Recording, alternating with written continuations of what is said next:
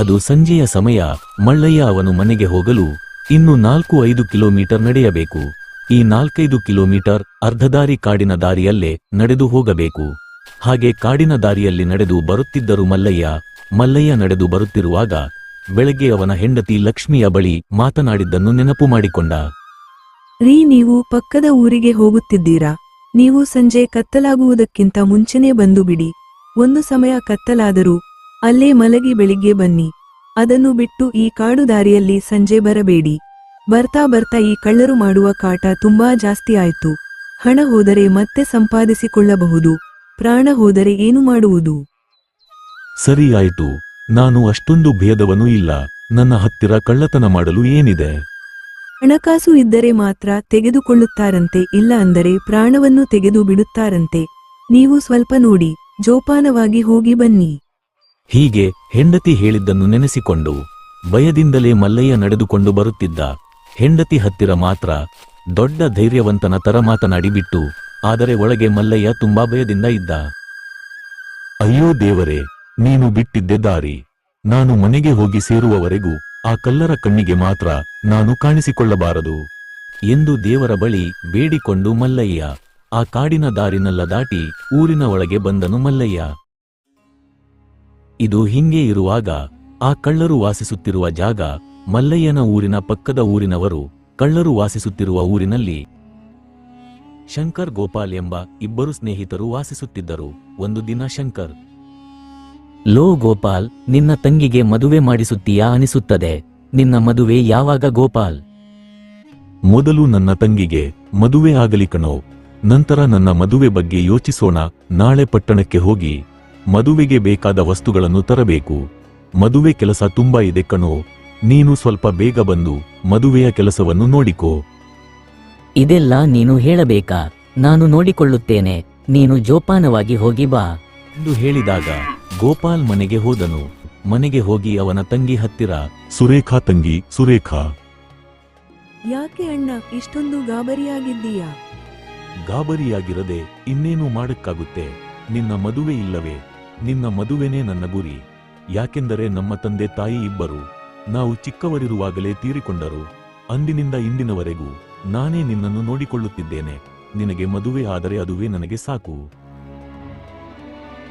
ಎಂದು ಅಣ್ಣ ಹೇಳಿದಾಗ ತಂಗಿ ಸುರೇಖಾ ಅಳುತ್ತಾ ನಿಂತಿದ್ದಳು. ಅದಕ್ಕೆ ಅಣ್ಣ ಹೀಗೆ ಹೇಳುತ್ತಾನೆ, ಸುಮ್ಮನೆ ಇರು ತಂಗಿ, ಯಾಕೆ ಅಳುತ್ತೀಯ? ಮದುವೆ ಅನ್ನೋದು ಒಂದು ವಿಶೇಷ, ಅದು ಎಲ್ಲರ ಮನೆಯಲ್ಲೂ ನಡೆಯುವುದು. ಸುಮ್ಮನಿರು ನೀನು. ನಾನು ನಾಳೆನೇ ಪಟ್ಟಣಕ್ಕೆ ಹೋಗಿ ಮದುವೆಗೆ ಬೇಕಾದ ವಸ್ತುಗಳನ್ನು ತರುತ್ತೇನೆ. ಜೋಪಾನವಾಗಿ ಹೋಗಿ ಬಾ ಅಣ್ಣ. ನೀನು ಒಬ್ಬನೇ ಹೋಗಬೇಡ, ನಿನ್ನ ಜೊತೆಗೆ ಯಾರಾದರನ್ನು ಕರೆದುಕೊಂಡು ಹೋಗು. ಕತ್ತಲಾದರೆ ನೀನು ಬರಬೇಡ, ಅಲ್ಲೇ ಉಳಿದುಕೋ, ಬೆಳಗ್ಗೆ ಬಾ. ಎಲ್ಲರೂ ಮದುವೆ ಕೆಲಸದಲ್ಲಿದ್ದಾರೆ, ನಾನೊಬ್ಬನೇ ಹೋಗಿ ಬರುತ್ತೇನೆ.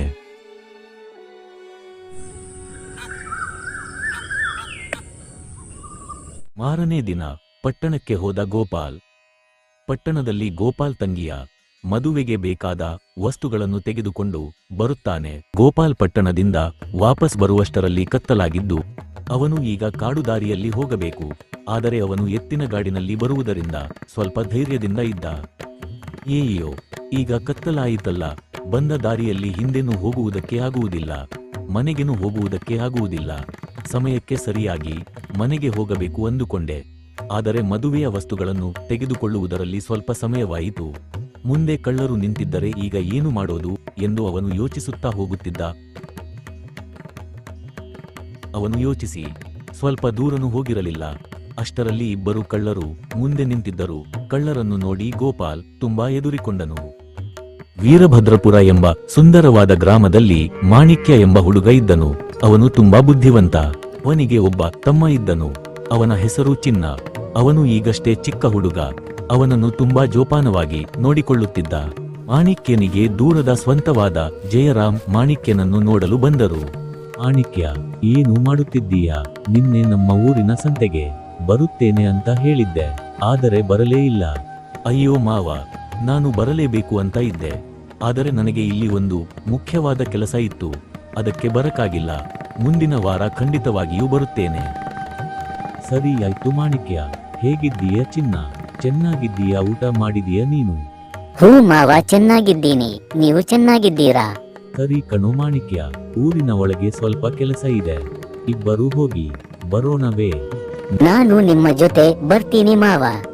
ನೀನು ಬೇಡ ಚಿನ್ನ, ನಿನಗೆ ಪರೀಕ್ಷೆ ಹತ್ರ ಬರುತ್ತದೆ ಎಂದು ಹೇಳಿದೆ. ನೀನು ಕುಳಿತುಕೊಂಡು ಓದು, ನಾನು ಮತ್ತು ಮಾವ ಇಬ್ಬರು ಹೋಗಿ ಬರುತ್ತೇವೆ ಎಂದು ಹೇಳಿ ಇಬ್ಬರು ಊರಿನ ಒಳಗೆ ಹೋಗುತ್ತಾರೆ. ಇವರು ಹೋಗುವ ದಾರಿಯಲ್ಲಿ ಗಂಡ ಹೆಂಡತಿ ಇಬ್ಬರು ಜಗಳವಾಡುತ್ತಾ ಇದ್ದರು. ಓ ಮಾಣಿಕ್ಯ, ಅಲ್ಲಿ ಗಂಡ ಹೆಂಡತಿ ಇಬ್ಬರು ಜಗಳವಾಡುತ್ತಿದ್ದಾರೆ.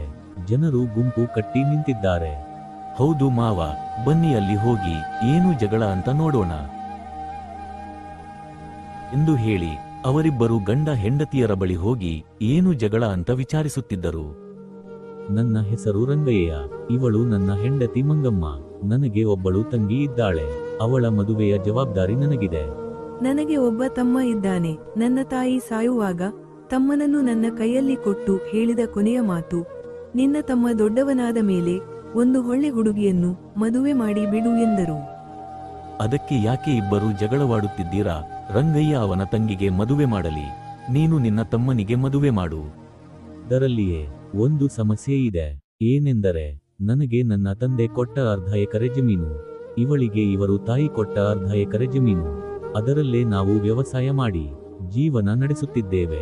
ಅದರಲ್ಲಿ ಬರುವ ಲಾಭದಿಂದ ನನ್ನ ತಂಗಿಗೆ ಮದುವೆ ಮಾಡಬೇಕೆಂದು ನಾನು, ಇಲ್ಲ ನನ್ನ ತಮ್ಮನಿಗೆ ಮದುವೆ ಮಾಡಬೇಕೆಂದು ಅವಳು. ಅದಕ್ಕಾಗಿ ನಾವು ಜಗಳವಾಡುತ್ತಿದ್ದೇವೆ. ನೀವೇ ಹೇಳಿ, ಒಂದು ಹುಡುಗಿಗೆ ತಾನೇ ಮೊದಲು ಮದುವೆ ಮಾಡಬೇಕು. ಹಂಗೆ ಹೇಳಿದರೆ ಏನು ಅರ್ಥ? ನನ್ನ ತಾಯಿ ಸಾಯುವಾಗ ಹೇಳಿದ್ದು, ನಿನ್ನ ತಮ್ಮನಿಗೆ ಮದುವೆ ಮಾಡಿದರೆ ತಮ್ಮನಿಗೆ ಮಗುವಾಗಿ ಹುಟ್ಟುತ್ತೇನೆ ಎಂದು ಹೇಳಿದ್ದಾರೆ. ನನ್ನ ತಾಯಿ ಹುಟ್ಟೋದಕ್ಕೆ ತಡ ಆದರೆ ಏನು ಮಾಡುವುದು? ನೀನು ಏನು ಹೇಳಿದರೂ ಸರಿ, ಮೊದಲು ನನ್ನ ತಂಗಿಗೆ ಮದುವೆ ಮಾಡಬೇಕು. ಇಲ್ಲ, ಅದಕ್ಕೆ ನಾನು ಒಪ್ಪಿಕೊಳ್ಳುವುದಿಲ್ಲ. ಮೊದಲು ನನ್ನ ತಮ್ಮನಿಗೆ ಮದುವೆ ಮಾಡಬೇಕು. ಮಾಣಿಕ್ಯ, ಇದು ಆಗಬಾರದ ಕೆಲಸ. ಇಬ್ಬರೂ ಸಹ ಬಿಟ್ಟುಕೊಡದೆ ಮಾತನಾಡುತ್ತಿದ್ದಾರೆ. ಇದನ್ನು ಏನು ಮಾಡುವುದು? ಈ ಸಮಸ್ಯೆಯನ್ನು ತುಂಬಾ ಸುಲಭವಾಗಿ ಬಗೆಹರಿಸಬಹುದು. ಇವರೇ ಸುಮ್ಮನೆ ದೊಡ್ಡ ಜಗಳವಾಡುತ್ತಿದ್ದಾರೆ ಎಂದು ಹೇಳುವುದನ್ನು ನೋಡಿ ಗಂಡ ಹೆಂಡತಿ ಇಬ್ಬರು ತುಂಬಾ ಆಶ್ಚರ್ಯದಿಂದ ಮಾಣಿಕ್ಯನನ್ನು ನೋಡಿದರು. ನಮ್ಮಿಬ್ಬರ ಸಮಸ್ಯೆಗೆ ನಿನ್ನ ಹತ್ತಿರ ಪರಿಹಾರ ಇದೆಯಾ? ಯಾರಿಗೂ ಯಾವ ಅನ್ಯಾಯ ಆಗದ ಹಾಗೆ ನಿನ್ನ ಹತ್ತಿರ ಪರಿಹಾರ ಇದ್ದರೆ ಹೇಳು. ಹೌದು, ನನಗೂ ನನ್ನ ತಮ್ಮನಿಗೂ, ಮುಖ್ಯವಾಗಿ ನನ್ನ ತಾಯಿಗೂ ಅನ್ಯಾಯ ಆಗದ ಹಾಗೆ ಪರಿಹಾರ ಹೇಳಬೇಕು. ಸರಿ, ಈ ಉಪಯೋಗದಿಂದ ಯಾರಿಗೂ ಅನ್ಯಾಯ ಆಗುವುದಿಲ್ಲ. ರಂಗಯ್ಯ, ನಿನ್ನ ತಂಗಿ ನಿನ್ನ ಹೆಂಡತಿಗೆ ಏನಾಗಬೇಕು? ನಾದಿನಿ ಆಗಬೇಕು. ಮಂಗಮ್ಮ, ನಿನ್ನ ತಮ್ಮನಿಗೆ ನಿನ್ನ ಗಂಡ ಏನು ಸಂಬಂಧ ಆಗುತ್ತೆ? ಮಾವ ಸಂಬಂಧ ಆಗುತ್ತೆ ಕಣಪ್ಪ. ರಂಗಯ್ಯ, ನಿನ್ನ ಹೆಂಡತಿಗೆ ನಿನ್ನ ತಂಗಿ ನಾದಿನಿ ಆದರೆ ಮಂಗಮ್ಮನ ತಮ್ಮನಿಗೂ ನಿನ್ನ ತಂಗಿಗೂ ಮದುವೆಯಾಗುವ ಸಂಬಂಧ ತಾನೇ? ಹೌದು ಕಣಪ್ಪ, ನೀನು ಹೇಳುವುದು ನಿಜ. ಇಲ್ಲ, ನೀವು ಮಾತನಾಡುವುದು ನನಗೆ ಏನೂ ಅರ್ಥವಾಗುತ್ತಿಲ್ಲ. ನಿಮ್ಮ ಮನೆಯಲ್ಲೇ ಸಂಬಂಧ ಇಟ್ಟುಕೊಂಡು ಹೊರಗೆ ನೀವು ಸಂಬಂಧವನ್ನು ಹುಡುಕುತ್ತಿದ್ದೀರಲ್ಲ.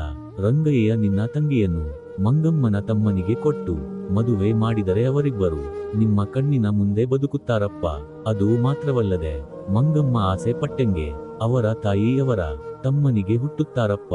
ಮತ್ತು ರಂಗಯ್ಯನ ತಂಗಿಗೂ ಮದುವೆಯಾಗುತ್ತೆ, ಮಂಗಮ್ಮನ ತಮ್ಮನಿಗೂ ಮದುವೆ ಆದಂಗಾಗುತ್ತೆ. ಇದು ಒಂದೇ ದಾರಿ ಈ ಸಮಸ್ಯೆಗೆ ಉತ್ತರ. ಹೌದು ಕಣಪ್ಪ, ಈ ಯೋಚನೆ ನಮಗೆ ಸ್ವಲ್ಪನೂ ಬರಲಿಲ್ಲ. ಹೌದು ಕಣಪ್ಪ, ಈ ಯೋಚನೆಯು ಚೆನ್ನಾಗಿದೆ. ಎಲ್ಲ ನೀನು ಹೇಳಿದ ಹಾಗೆಯೇ ಇನ್ನು ಸ್ವಲ್ಪ ದಿನದಲ್ಲಿ ಅವರಿಬ್ಬರಿಗೂ ಒಂದು ಒಳ್ಳೆಯ ಮುಹೂರ್ತ ನೋಡಿ ಮದುವೆ ಮಾಡಿ ಬಿಡೋಣ. ನಿಮಗೂ ಸಹ ಲಗ್ನ ಪತ್ರಿಕೆಯನ್ನು ಇಡುತ್ತೇವೆ, ದಯವಿಟ್ಟು ಮದುವೆಗೆ ಬರಬೇಕು. ಹಂಗೆ ಜಗಳವಾಡುತ್ತಿದ್ದ ಇಬ್ಬರು ಮನೆಯ ಒಳಗೆ ಹೋಗಿ ಮದುವೆ ಹೆಂಗೆ ಮಾಡೋಣ ಎಂದು ಇಬ್ಬರೂ ಮಾತುಕತೆ ನಡೆಸುತ್ತಿದ್ದರು. ಅವರ ಜಗಳವು ಸಮಾಧಾನವಾಯಿತು. ಇದನ್ನೆಲ್ಲ ಗಮನಿಸುತ್ತಿದ್ದ ಜಯರಾಮ್ ಮಾಣಿಕ್ಯನ ಬಳಿ ಹೀಗೆ ಹೇಳಿದನು. ಶಭಾಷ್ ಕಣೋ ಮಾಣಿಕ್ಯ, ನಿನ್ನ ಬುದ್ಧಿವಂತದ ಮಾತಿನಿಂದ ಅವರ ಇಬ್ಬರ ಸಮಸ್ಯೆಯನ್ನು ಪರಿಹರಿಸಬಿಟ್ಟೆ. ನೀನು ಏನು ಬೇಕಾದರೂ ಹೇಳು, ನಿನಗೆ ನಿನ್ನ ಮಾವನ ಬುದ್ಧಿನೇ ಇರೋದು. ಅದನ್ನು ಕೇಳಿದ ಮಾಣಿಕ್ಯ ಮುಗುಳುನಗೆಯಿಂದ ಹೌದು ಹೌದು ಎಂದು ಹೇಳಿದನು. ಅದರ ನಂತರ ಇಬ್ಬರು ನಡೆದುಕೊಂಡು ಮುಂದೆ ಹೋಗುತ್ತಿದ್ದರು. ನಂತರ ಜಯರಾಮ ಹೀಗೆ ಹೇಳಿದನು. ಓ, ನಾಳೆ ಜಗಪತಿಯವರ ಮನೆಯಲ್ಲಿ ಮದುವೆ ಇದೆ, ಬಂದು ಬಿಡು. ನೆನಪಿಲ್ಲದೆ ಬರದೆ ಹೋಗಿ ಬಿಡುತ್ತೀಯ? ಸರಿ ಆಯ್ತು ಮಾವ. ಹಂಗೆ ಮಾರನೇ ದಿನ ಮದುವೆಗೆ ಎಂದು ಎಲ್ಲರೂ ಪಕ್ಕದ ಊರಿಗೆ ಹೋಗುತ್ತಾರೆ. ಮದುವೆಯ ಮನೆಯಲ್ಲಿ ಎಲ್ಲರೂ ಕೆಲಸವನ್ನು ಮಾಡುತ್ತಿದ್ದರು. ಚೆನ್ನಾಗಿದೆಯಪ್ಪ ಮಾಣಿಕ್ಯ, ನಿನ್ನನ್ನು ಗುರುತು ಹಿಡಿಯೋಕೆ ಆಗಿಲ್ಲ. ತುಂಬಾ ದೊಡ್ಡ ಹುಡುಗನಾಗಿದ್ದೀಯ. ನನಗೆ ಗೊತ್ತಿರುವ ಒಂದು ಸಂಬಂಧ ಇದೆ, ಮದುವೆ ಮಾಡಿಕೊಳ್ಳುತ್ತೀಯ. ಹುಡುಗಿ ತುಂಬಾ ಮುದ್ದಾಗಿದ್ದಾಳೆ ಮತ್ತು ನೋಡೋಕೆ ಗೊಂಬೆ ಇದ್ದಂಗಿದ್ದಾಳೆ. ಏನಂತೀಯ ನೀನು? ಚಿಕ್ಕಮ್ಮ, ನಾನು ಮದುವೆಯಾಗುವ ಹುಡುಗಿ ನನ್ನ ತಮ್ಮನನ್ನು ತನ್ನ ಮಗನ ತರ ನೋಡಿಕೊಳ್ಳಬೇಕು. ಆತರ ಹುಡುಗಿ ಇದ್ದರೆ ಹೇಳು. ಚೆನ್ನಾಗಿದೆಯಪ್ಪ ನೀನು ಹೇಳುವುದು. ಯಾವ ಹುಡುಗಿ ತಾನೆ ಆತರ ಯೋಚನೆ ಮಾಡುತ್ತಾಳೆ? ನಿನಗೆ ಈ ಜನ್ಮದಲ್ಲಿ ಮದುವೆ ಆದಂಗೆ ಬಿಡು ಅಂತ ಹೇಳಿ ಮುನಿಸಿಕೊಂಡು ಮುಖ ತಿರುಗಿಸಿ ಅಲ್ಲಿಂದ ಹೊರಟು ಹೋದರು. ಅಷ್ಟರಲ್ಲಿ ಮದುವೆ ಹುಡುಗಿಯ ತಂದೆ ಮತ್ತು ತಾಯಿ ಇಬ್ಬರೂ ತುಂಬಾ ಚಿಂತಿಸುತ್ತಾ ಇದ್ದರು. ಅದನ್ನು ಗಮನಿಸಿದ ಜಯರಾಮ್ ಮತ್ತು ಮಾಣಿಕ್ಯ ಅವರ ಪಕ್ಕಕ್ಕೆ ಹೋದರು. ಯಾಕೆ ಚಿಕ್ಕಪ್ಪ, ಏನಾದರೂ ತೊಂದರೆಯಾ? ತುಂಬಾ ಚಿಂತಿಸುತ್ತಿದ್ದೀರಾ? ಹೌದು ಕಣೋ, ಒಂದು ದೊಡ್ಡ ತಪ್ಪು ನಡೆದು ಹೋಯಿತು. ಅದಕ್ಕೆ ತುಂಬಾ ಚಿಂತಿಸುತ್ತಿದ್ದೇನೆ. ಏನು ಮಾಡುವುದು ಅಂತ. ಎಲ್ಲಿ ನನ್ನ ಮಗಳ ಮದುವೆನೇ ನಡೆಯುವುದಿಲ್ಲವೇ ಎಂದು ನನಗೆ ತುಂಬಾ ಭಯ ಆಗುತ್ತಿದೆ ಮಾಣಿಕ್ಯ. ಮದುವೆ ನಡೆಯುವುದಿಲ್ಲವೇ? ಯಾಕೆ, ಏನಾಯ್ತು?